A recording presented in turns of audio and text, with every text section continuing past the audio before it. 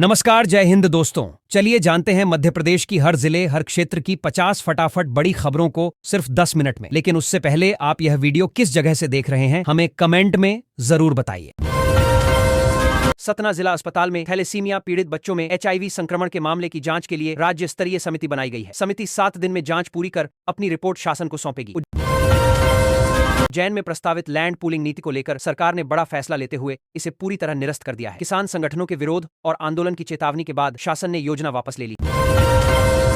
IPL 2026 mini auction में छिंदवाड़ा के बोरगांव गांव के मंगेश यादव को RCB ने 5.2 करोड़ रुपए में खरीदा। ट्रक ड्राइवर के बेटे मंगेश की इस उपलब्धि से गांव और जिले में जश्न है। यह मध्य प्रदेश क्रिकेट के लिए बड़ी सफलता मानी जा रही है।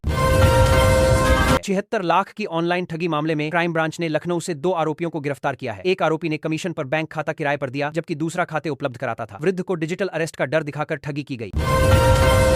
भोपाल में कांग्रेस विधायक दल की बैठक में 17 दिसंबर को होने वाले एक दिवसीय विशेष सत्र को लेकर रणनीति तय की गई। बैठक में प्रदेश की आर्थिक स्थिति, किसानों, युवाओं, महिलाओं, आदिवासी, दलित और कमजोर वर्गों से जुड़े मुद्दों पर चर्चा हुई। नेता प्रतिपक्ष उमंग सिंघार ने कहा कि विशेष सत्र औपचारिक न बने और सरकार से 22 वर्षों के शासन का जवाब मांगा जाएगा।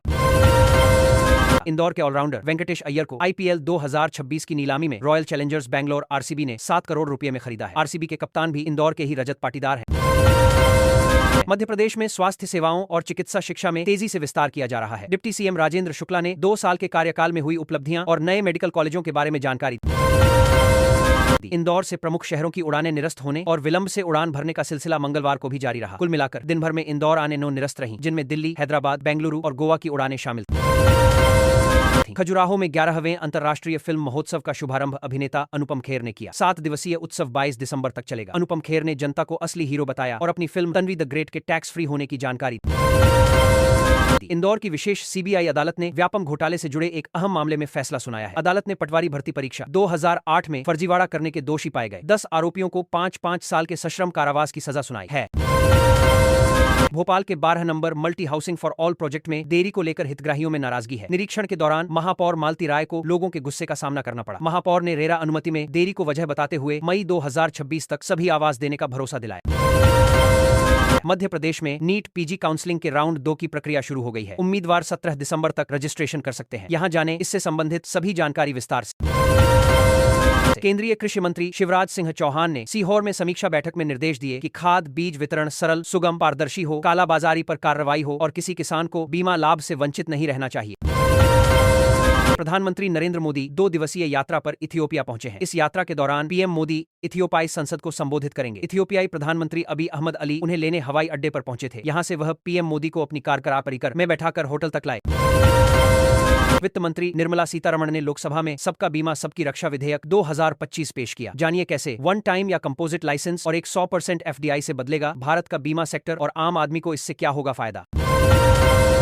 भिंड के मिहोना बाईपास पर अवैध रेत परिवहन रोकने पहुंचे SDM विजय सिंह यादव की गाड़ी को रेत माफिया के ट्रैक्टर ने टक्कर मार दी। कोई घायल नहीं हुआ। पुलिस ने 2 ट्रैक्टर ट्रॉली जब्त कर चालकों पर केस दर्ज किया। दिल्ली स्थित ICC में कांग्रेस ने सिंगरौली खनन परियोजना को लेकर केंद्र और मध्य प्रदेश सरकार पर आरोप लगाया। पार्टी ने कहा कि नियमों और आदिवासी अधिकारों की अनदेखी कर जंगल और जमीन सौंपी गई, जिससे पर्यावरण और स्थानीय लोगों को नुकसान हो रहा है। बालाघाट में नक्सल विरोधी अभियान के तहत पुलिस और सुरक्षा बलों ने नक्सली डंप का खुलासा किया। 13 सरेंडर नक्सलियों की सूचना पर सर्च ऑपरेशन में 11.57 लाख नकद, आधुनिक हथियार, विस्फोटक और गोला बारूद बरामद हुआ, जो जिले में पहली बड़ी नकदी जब्ती है। सुप्रीम कोर्ट ने 1612 दिन की देरी माफ करने पर मध्य प्रदेश हाईकोर्ट पर नाराजगी जताई। कोर्ट ने कहा कि हाईकोर्ट ने बिना ठोस कारण पूछे देरी माफ की और पूर्व फैसलों की अनदेखी की। आदेश पर रोक लगाकर मामले पर दोबारा सुनवाई के निर्देश दिए। राजधानी भोपाल के रातीबड़ स्थित जवाहर नवोदय विद्यालय के 2 छात्र धीरज गुर्जर और अंकित गुर्जर 12 दिसंबर से लापता हैं।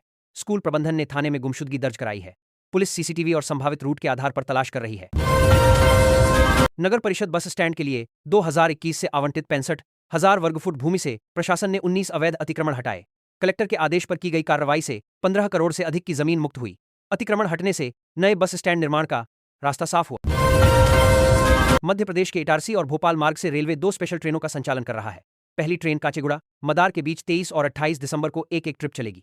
दूसरी ट्रेन बनारस लोकमान्य तिलक टर्मिनल के बीच 12 और 14 दिसंबर को संचालित होगी। धार में प्रतिबंधित चाइनीज मांझे से हादसे बढ़ रहे हैं। शुक्रवार को स्कूल जा रहे मासूम के गले में मांझा फंसने से गंभीर चोट आई।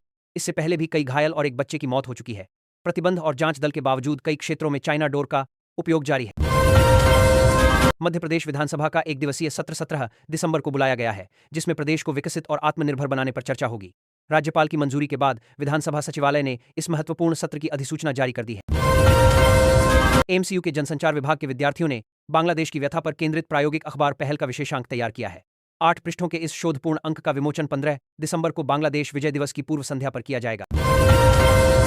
राज्य में घटते राजस्व को लेकर मुख्य सचिव अनुराग जैन ने अफसरों को सख्त निर्देश दिए हैं। उन्होंने जीएसटी चोरी, कमजोर टैक्स वसूली और प्रशासनिक ढिलाई पर ठोस कार्रवाई के निर्देश दिए। भोपाल में शायर इंद्रपाल सिंह तन्हा के गजल संग्रह ठहरा हुआ वक्त का लोकार्पण और चर्चा कार्यक्रम आयोजित किया गया। साहित्यकारों ने इसे समय की सच्चाइयों और प्रतिरोध की आवाज बताने वाला संग्रह कहा। कांग्रेस ने मध्य प्रदेश सरकार के 2 साल पूरे होने पर तीखा हमला बोला। पीसीसी चीफ जीतू पटवारी ने कहा कि यह 2 साल नहीं बल्कि प्रदेश की दुर्दशा के साल रहे हैं, जबकि नेता प्रतिपक्ष उमंग सिंघार ने 22 साल के बीजेपी शासन का हिसाब मांगा। सतना जिला अस्पताल में थैलेसीमिया पीड़ित बच्चों में एचआईवी संक्रमण के मामले की जांच के लिए राज्य स्तरीय समिति बनाई गई है। समिति 7 दिन में जांच पूरी कर अपनी रिपोर्ट शासन को सौंपेगी। उज्जैन में प्रस्तावित लैंड पूलिंग नीति को लेकर सरकार ने बड़ा फैसला लेते हुए इसे पूरी तरह निरस्त कर दिया है। किसान संगठनों के विरोध और आंदोलन की चेतावनी के बाद शासन ने योजना वापस ले ली। आईपीएल 2026 मिनी ऑक्शन में छिंदवाड़ा के बोरगांव गांव के मंगेश यादव को आरसीबी ने 5.2 करोड़ रुपए में खरीदा। ट्रक ड्राइवर के बेटे मंगेश की इस उपलब्धि से गांव और जिले में जश्न है। यह मध्य प्रदेश क्रिकेट के लिए बड़ी सफलता मानी जा रही है।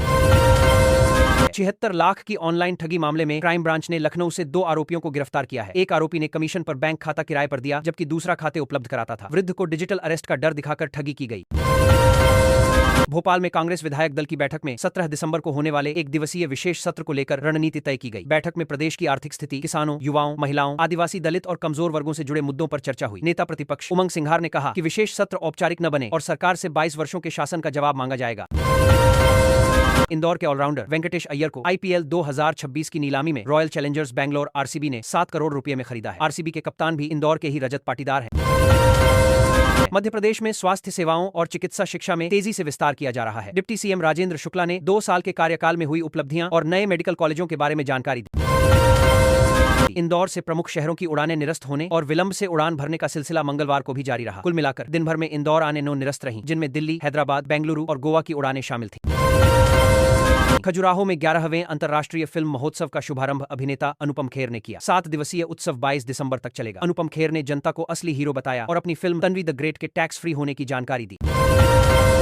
इंदौर की विशेष सीबीआई अदालत ने व्यापम घोटाले से जुड़े एक अहम मामले में फैसला सुनाया है। अदालत ने पटवारी भर्ती परीक्षा 2008 में फर्जीवाड़ा करने के दोषी पाए गए 10 आरोपियों को 5-5 साल के सश्रम कारावास की सजा सुनाई है। भोपाल के 12 number multi housing for all project में देरी को लेकर हितग्राहियों में नाराजगी है। निरीक्षण के दौरान महापौर मालती राय को लोगों के गुस्से का सामना करना पड़ा। महापौर ने रेरा अनुमति में देरी को वजह बताते हुए मई 2026 तक सभी आवास देने का भरोसा दिलाया।